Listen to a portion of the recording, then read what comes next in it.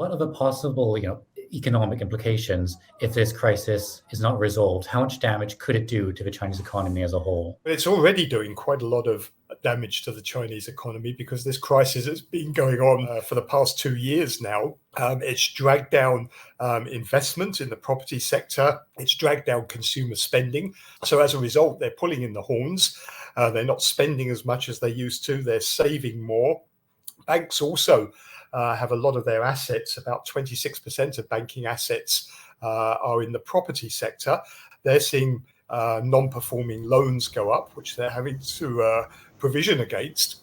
So as a result, they're lending less as well. So it's already been having a big impact on the property sector.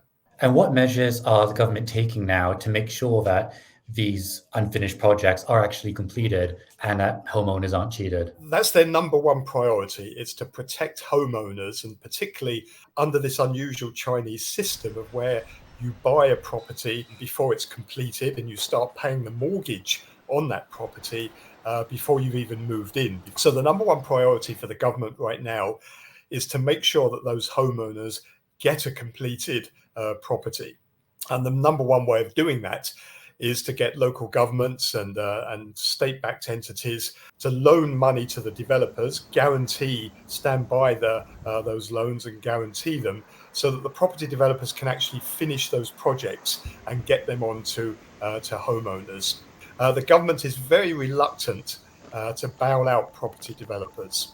A lot of them, even some big ones now, are suffering extreme distress, financial distress. They can't raise money in the financial markets anymore, but the government really doesn't want to bail them out. What it would rather do is try and make sure it finishes those uncompleted projects.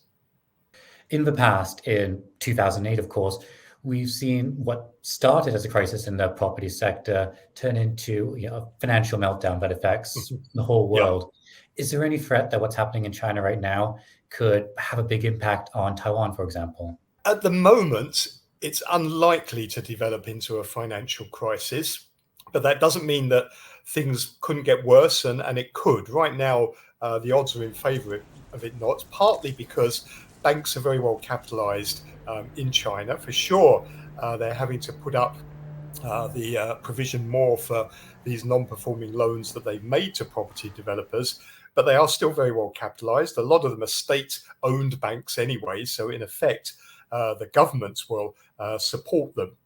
So it's unlikely to spread at this stage into a financial crisis.